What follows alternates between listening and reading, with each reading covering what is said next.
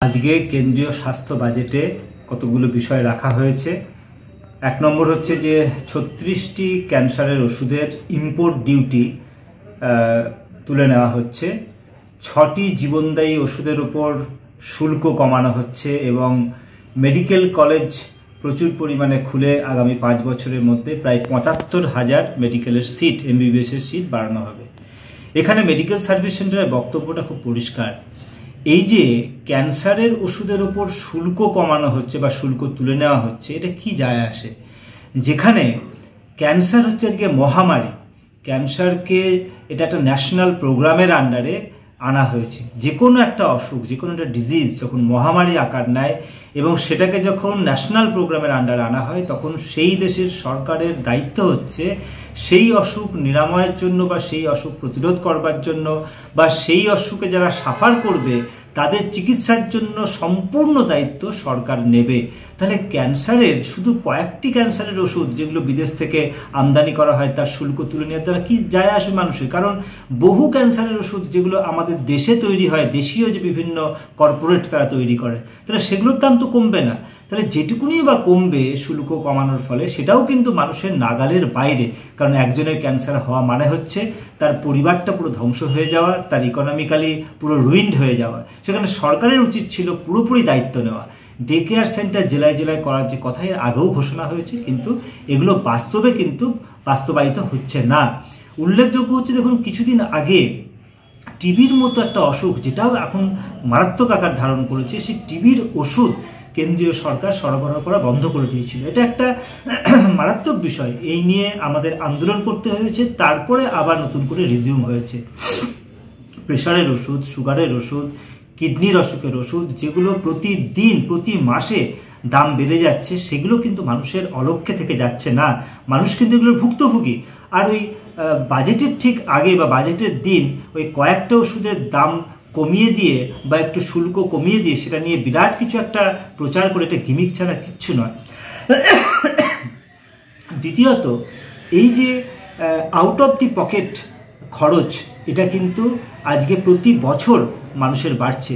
দেখবেন যে সরকারি স্বাস্থ্য ব্যবস্থা থেকে মানুষের চিকিৎসার দিকটা কিন্তু অনেকটা বেসরকারির দিকে চলে যাচ্ছে। এটা কিন্তু সরকার বা শাসক দলগুলো চাইছে।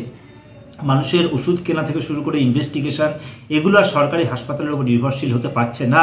কারণ এটা ইনভেস্টিগেশন করতে গেলে যা অপেক্ষা করতে হবে, তার আগে হয়তো রুগী মারা যাবে বা অসুস্থ হয়ে হয়তো সে শয্যাশায়ী হয়ে যাবে।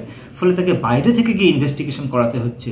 ওষুধও লাইন দিয়ে, দেখা যাবে যে বিশাল একটা লাইন দিয়ে সারাদিন সে দাঁড়িয়ে থেকে 7 দিনের ওষুধ পেল, আবার সে 1 মাসের ওষুধ তারা কী করবে? তাহলে কিনতে হচ্ছে। এর ফলে ওষুধ না কিনে, ওষুধ না খেয়ে সুগারের পেশেন্ট বা প্রেশারের পেশেন্ট, এটা আমরা দেখছি তারা ভীষণভাবে সাফার করছে। এটা নিয়ে কোনো প্রতিকার কিন্তু নেই।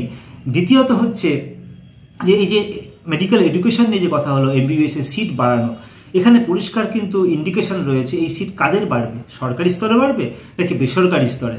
আসলে সরকারের কিন্তু, কেন্দ্রীয় সরকারের উদ্দেশ্য হচ্ছে, বা যে কোনো রাজ্য সরকারের আজকের দিনে, যে বেসরকারি মেডিকেল কলেজ বেশি বেশি করে খোলো। নিউজ এডুকেশন পলিসি 2020 তার ইম্প্যাক্টে হেলথ এডুকেশনের উপর, মেডিকেল এডুকেশনের উপর যে ইম্প্যাক্ট পড়েছে, সেটা থেকে আমরা পরিষ্কার দেখতে পেয়েছি। ন্যাশনাল মেডিকেল কমিশন যা একটা মেডিকেল কলেজ খোলবার জন্য যে মিনিমাম ক্রাইটেরিয়া রেখেছে, সেটা কিন্তু আগের থেকে অনেক শিথিল হয়ে গেছে। তার মানে কোনো একজন বেসরকারি মালিক, কর্পোরেট যদি শুধু টাকা থাকে, তাহলেই কিন্তু একটা মেডিকেল কলেজ খুলতে পারবে।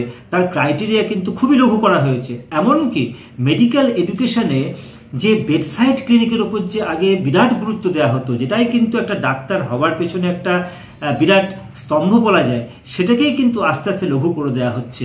এবং মেডিকেল কলেজের সঙ্গে যে হাসপাতাল এবং তার সমস্ত ডিপার্টমেন্ট থাকবার যে ক্রাইটেরিয়াগুলো ছিল, এখন এনএমসি, ন্যাশনাল মেডিকেল কমিশন বলছে যে এগুলো না থাকলেও চলবে। এগুলো যদি না থাকে তাহলে তার বদলে ওই কিছু ফাইন দিয়ে দিলেই হবে। তাহলে এটা তো একটা ভাঁওতাবাজি। তার ফলে টাকা আছে, আমি একটা নামকে বাস্তে মেডিকেল কলেজ খুললাম, সেখান থেকে ছাত্র ভর্তি করে কোটি কোটি টাকা আমরা বিজনেস করলাম। সেই যে ডাক্তার যারা বেরোলো বেসরকারি মেডিকেল কলেজ থেকে, তার স্ট্যান্ডার্ড নিয়ে আমাদের কোনো মাথা ব্যথা নেই। আসলে এত ডাক্তার দরকার হচ্ছে প্রাইভেট হসপিটালগুলো, মেডিকেল কলেজ বা প্রাইভেট কনসার্ন যারা হাসপাতাল তৈরি করছে, তাদের জন্য সস্তায় ডাক্তার লাগবে, অর্থাৎ সস্তায় শ্রমিক। এটাও কিন্তু আমরা বিরোধিতা করছি। সরকারি চাকরি নেই ডাক্তারদেরকে। এখনই বর্তমানে যা মেডিকেল সিট, বিশেষ করে ডেন্টালে আমরা দেখছি যে হাজারে হাজারে ডেন্টাল সার্জন বা MBBS পাস করে তারা কিন্তু চাকরি পাচ্ছে না, তারা বাধ্য হয়ে কর্পোরেটের কাছে বিক্রি হয়ে যাচ্ছে। তাহলে এর প্রতিকার কোথায়?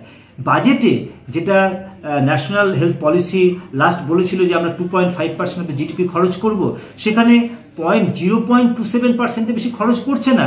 গতবারের থেকে এবছরও বরাদ্দ বাড়াচ্ছে না। তাহলে বাজেট বরাদ্দ একই থাকছে, অথচ বড় বড় গালভরা কথা বললে এটা কিন্তু চিড়ে ভিজবে না।